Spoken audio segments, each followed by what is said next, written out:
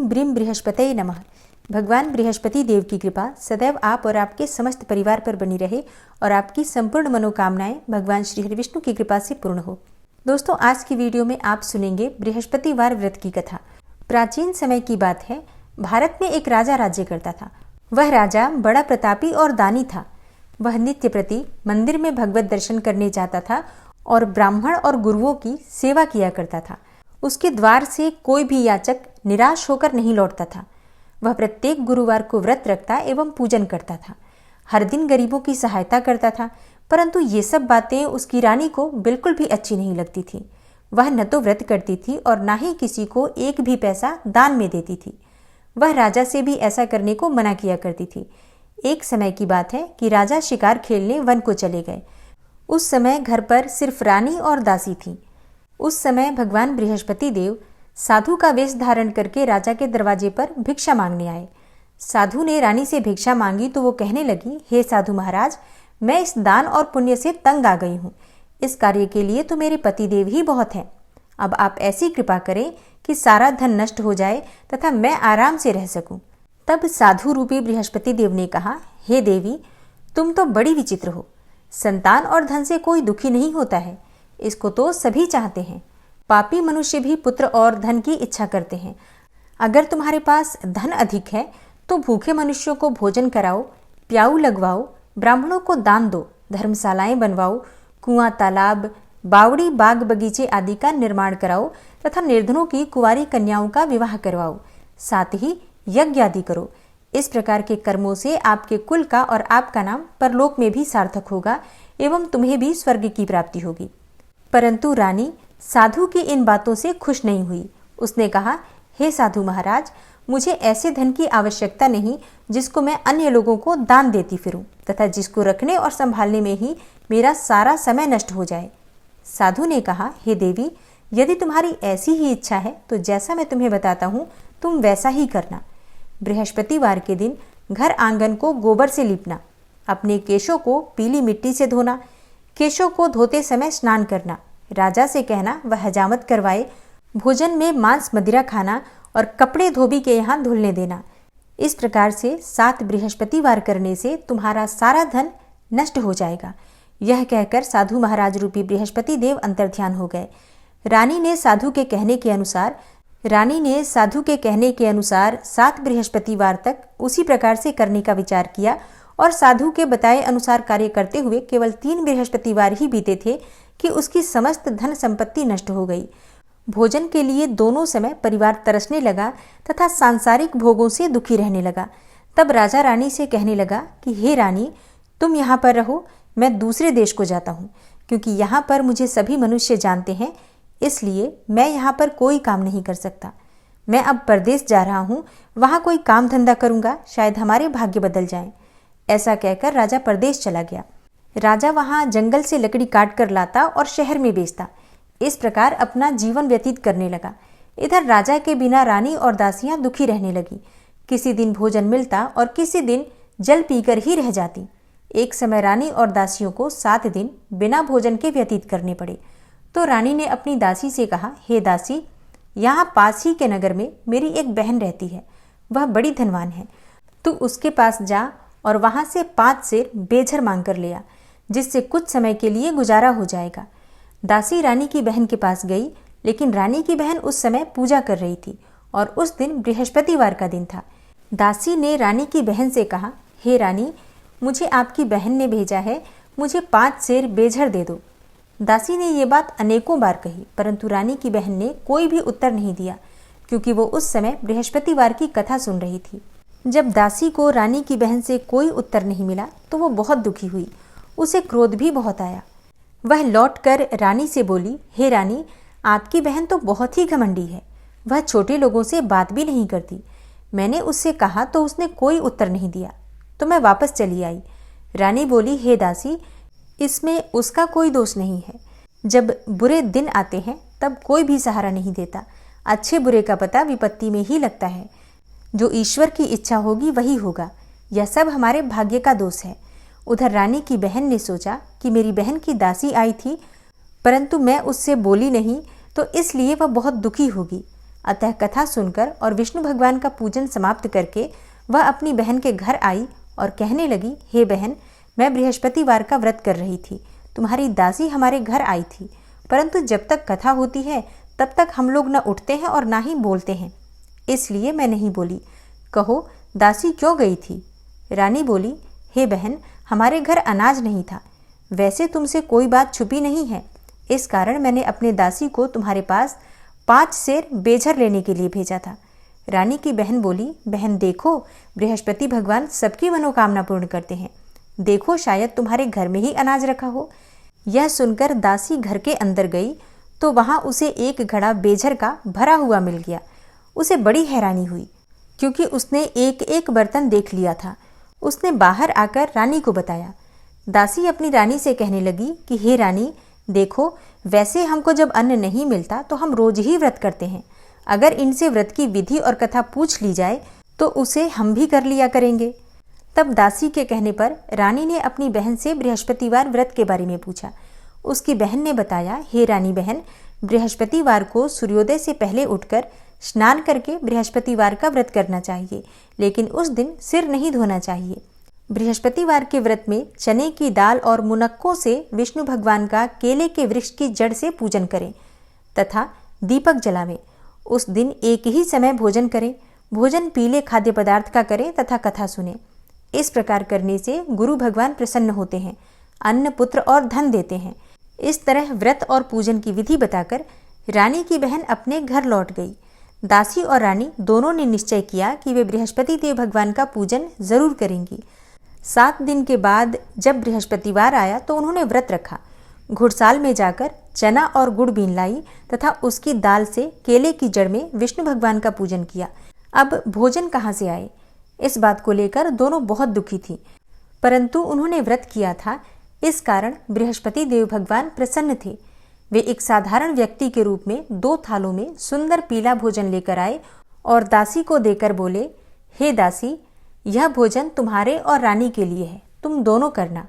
दासी भोजन पाकर बड़ी प्रसन्न हुई और रानी से बोली, रानी जी, भोजन कर लो।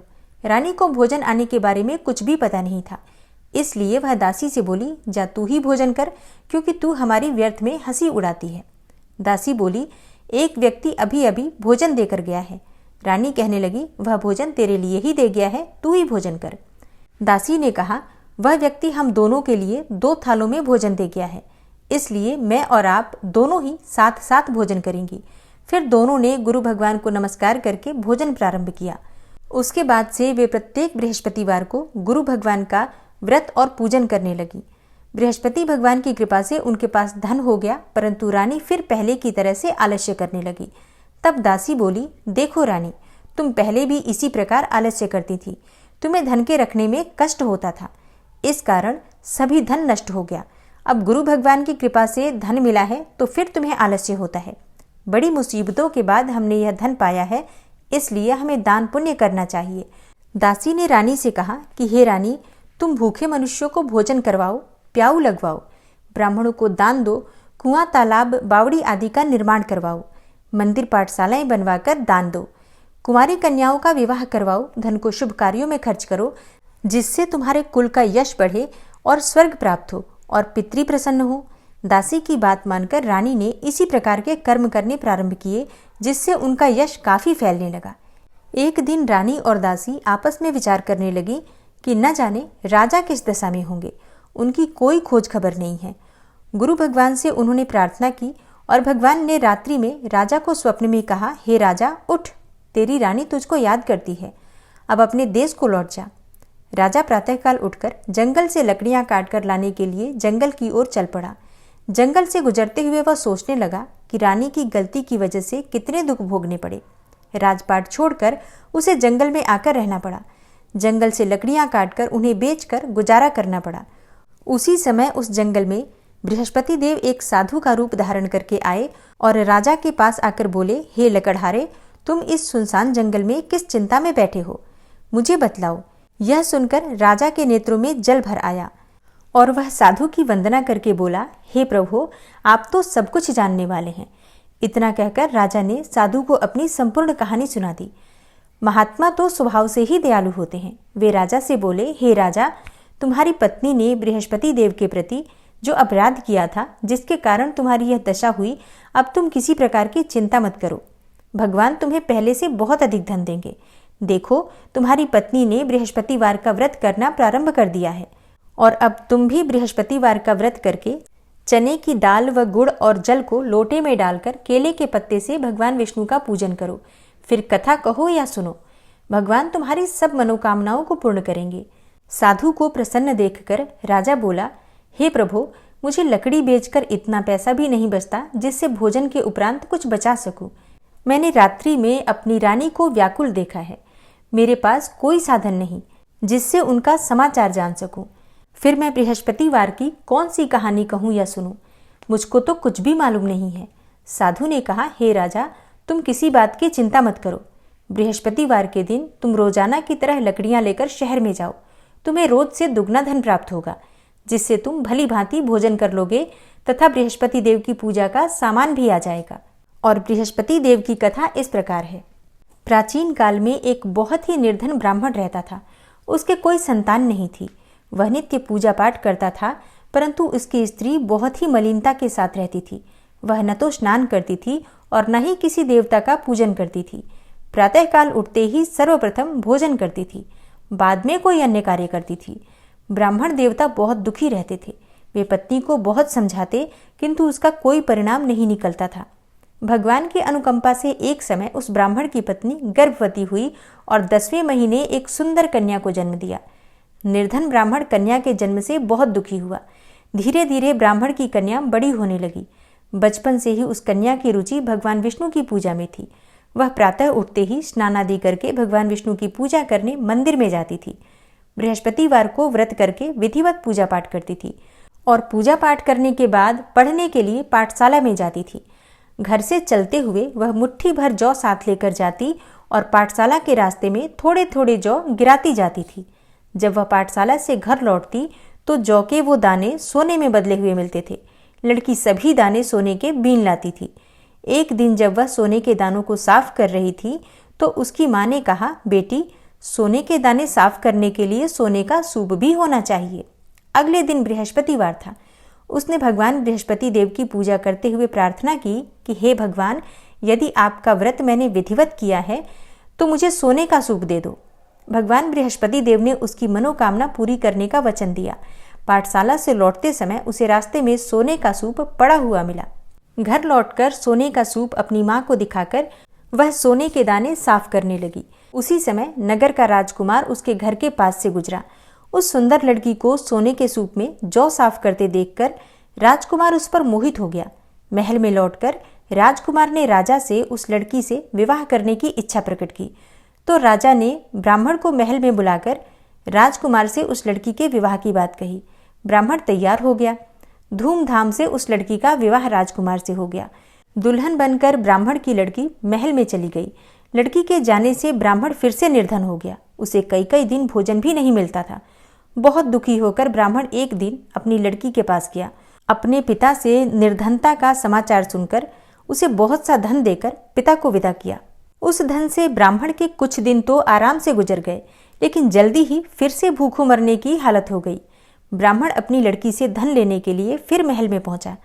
लड़की ने पिता की बुरी हालत देखकर कहा, पिताजी, आखिर कब तक आप मुझसे धन लेकर जीवन यापन करेंगे?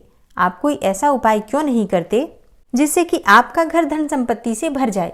ब्राह्मण ने कहा, मैंने तेरी माँ को बहुत समझा लिया, पर उसकी समझ में कुछ भी नहीं आता।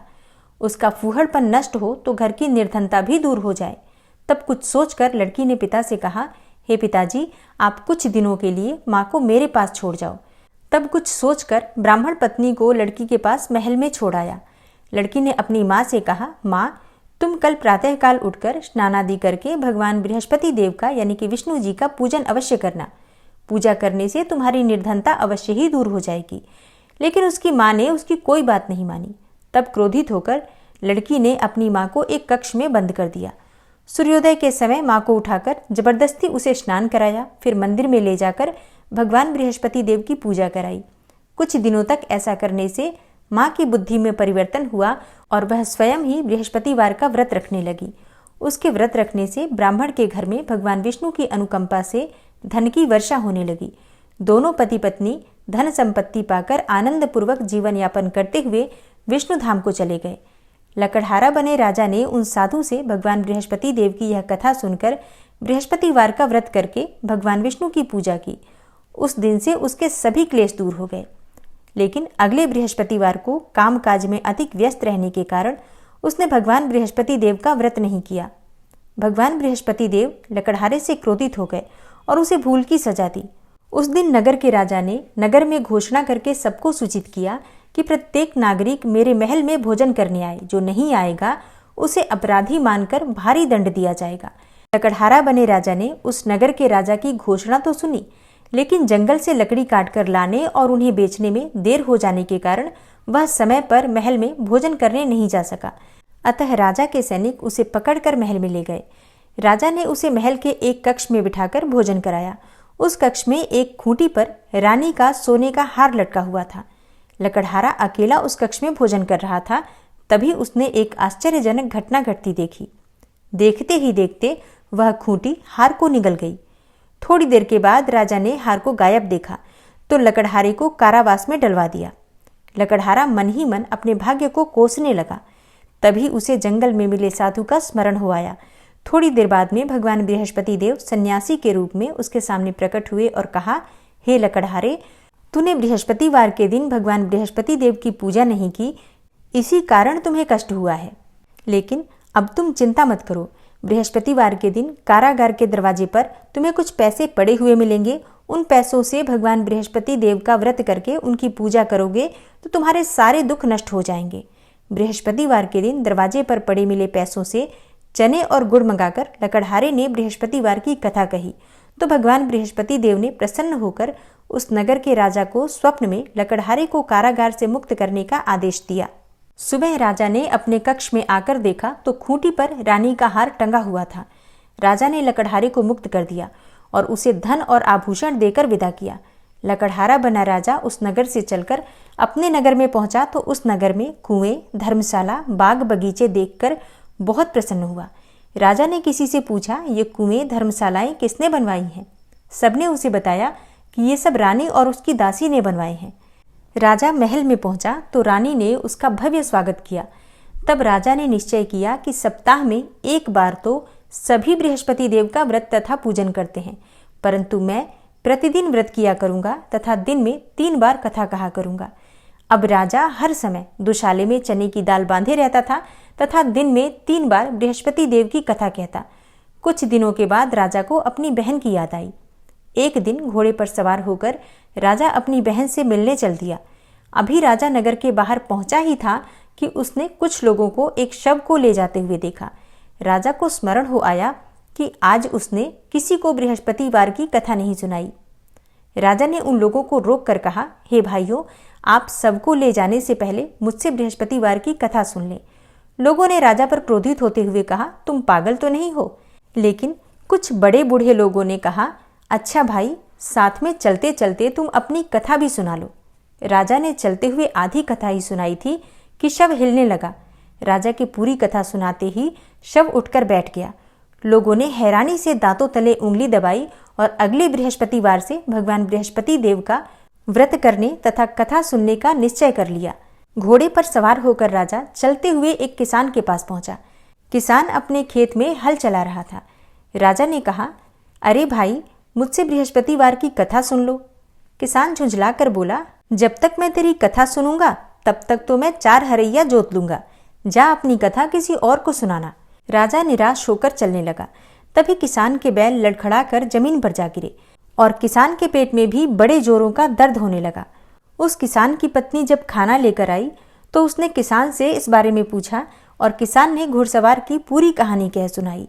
किसान की पत्नी दौड़ती हुई राजा के पास पहुंचकर हाथ जोड़कर बोली, भैया, मैं तुम्हारी कथा सुनने को तैयार हूं, लेकिन तुम अपनी कथा मेरे खेत पर चलकर ही कहो।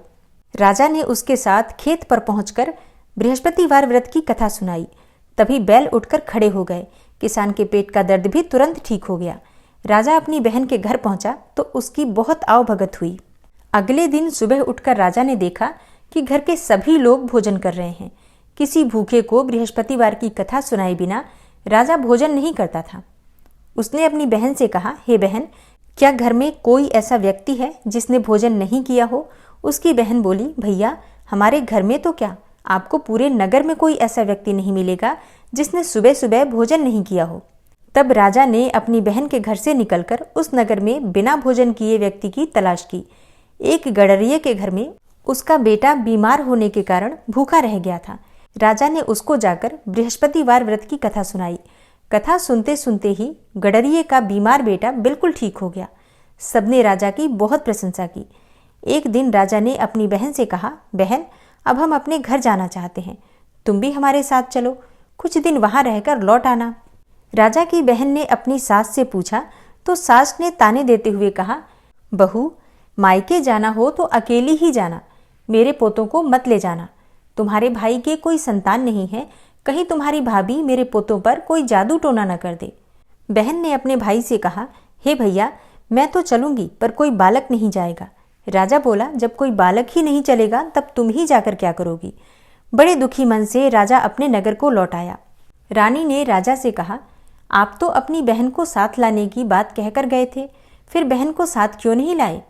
तब राजा ने दुखी होते हुए कहा, हे रानी, हम निसंतान हैं, इसलिए कोई हमारे घर आना पसंद नहीं करता। रानी ने राजा को समझाया, हे प्राणनाथ, हमें बृहस्पति देव ने सब कुछ दिया है, अब भगवान बृहस्पति देव हमें संतान भी अवश्य देंगे। बृहस्पतिवार को विधिवत व्रत करते हुए राजा रानी ने भगवान बृहस्पति देव से संतान के लिए प्रार्थना की। कुछ दिनों के बाद उन्होंने स्वप्न में दर्शन देते हुए कहा, हे राजन, तेरी मनोकामना अवश्य पूरी होगी। एक सप्ताह बाद ही रानी गर्भवती हो गई और उसी रात को बृहस्पति देव ने राजा से स्वप्न में आकर कहा, हे राजा, उठ, सभी सोच त्याग दे, तेरी रानी गर्भ से है। राजा को यह बात सुनकर बड़ी खुशी हुई। 10वें महीने उन्हें एक सुंदर पुत्र की प्राप्ति हुई। राजा और रानी दोनों बहुत प्रसन्न हुए। तब राजा ने रानी से कहा, हे रानी, स्त्री बिना भोजन के रह सकती है पर बिना कहे नहीं रह सकती। जब मेरी बहन आवे तब तुम उससे कुछ मत कहना। रानी ने सुनकर हाँ कर दिया। जब राजा की बहन ने यह शुभ समाचार सुना तो बहुत प्रसन्न हुई और बधाई लेकर अपने भाई के यहाँ आई। तभी रानी ने कहा, घोड़ा चढ़कर तो नहीं आई, गधा चढ़ी आई। राजा की बहन बोली, भाभी, मैं इस प्रकार न कहती तो तुम्हें औलाद कैसे मिलती? इस प्रकार राजा रानी जीवन पर्यंत बृहस्पतिवार का व्रत करते रहे। उनके घर में धन की वर्षा होती रही। इस तरह आनंद पूर्वक जीवन यापन करते हुए राजा रानी भगवान बृहस्पति देव की अनुकंपा से मोक्ष को प्राप्त करके सीधे वैकुंठ धाम पहुंच गए। बृहस्पतिवार को विधिवत व्रत करके जो स्त्री पुरुष भगवान विष्णु की पूजा करते हैं, भगवान उनकी सभी मनोकामनाएं पूर्ण करते हैं। बृहस्पति देव ऐसे ही हैं, जैसी जिसके मन में कामनाएं होती हैं सभी को पूर्ण करते हैं। जो सद्भावना पूर्वक बृहस्पतिवार का व्रत करता है एवं कथा पढ़ता है अथवा सुनता है अथवा दूसरों को सुनाता है, बृहस्पति देव उसकी सभी मनोकामनाएं पूर्ण करते हैं। भगवान बृहस्पति देव उसकी सदैव रक्षा करते हैं। संसार में जो मनुष्य सद्भावना से भगवान जी का पूजन व्रत सच्चे हृदय से करते हैं तो उनकी सभी मनोकामनाएं पूर्ण करते हैं। जैसी सच्ची भावना से रानी और राजा ने उनकी कथा का गुणगान किया तो उनकी सभी इच्छाएं बृहस्पति देव जी ने पूर्ण की थी। इसलिए सच्चे मन से बृहस्पतिवार का व्रत करना चाहिए, कथा पढ़ना चाहिए अथवा सुनना चाहिए और इसके बाद शुद्ध घी का दीपक जलाकर बृहस्पति देव की आरती करनी चाहिए। तो चलिए अब आरती कर लेते हैं। ओम जय बृहस्पति देवा, स्वामी जय बृहस्पति देवा, छिन छिन भोग लगाऊं कदली फल मेवा। ओम जय बृहस्पति देवा, तुम पूर्ण परमात्मा, स्वामी तुम अंतर्यामी, जगत पिता जगदीश्वर, तुम सबके स्वामी। ओम जय बृहस्पति देवा, चरणामृत निज निर्मल, सब पातक हरता, सकल मनोरथ दायक, कृपा करो भरता। ओम जय बृहस्पति देवा, तन मन धन अर्पण कर, जो जन शरण पड़े, प्रभु प्रकट तब होकर, आकर द्वार खड़े। ओम जय बृहस्पति देवा। दीन दयाल दयानिधि भक्तन हितकारी। पाप दोष सब हरता भवबंधन हारी। ओम जय बृहस्पति देवा। सकल मनोरथ दायक सब संशय हारी। विषय विकार मिटाओ संतन सुखकारी। ओम जय बृहस्पति देवा। जो कोई आरती तेरी प्रेम सहित गावे। ज्येष्ठानंद आनंदन सो निश्चय पावे। ओम जय बृहस्पति देवा। और अब सच्चे मन से, श्रद्धा भाव से, प्रेम से जयकारा लगाइए। बृहस्पति भगवान की जय। श्री लक्ष्मी नारायण की जय।